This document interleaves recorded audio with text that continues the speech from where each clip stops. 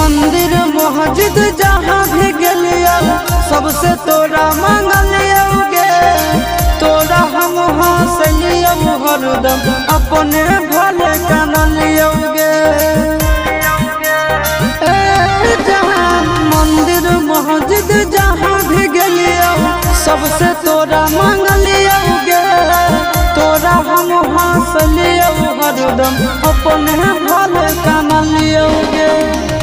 तोर किस्मत खुलता तोर किस्मत खुलता जरता हमर भगिया गे। बसवे के डोलिया जानू बांस के रथिया गे। बसवे के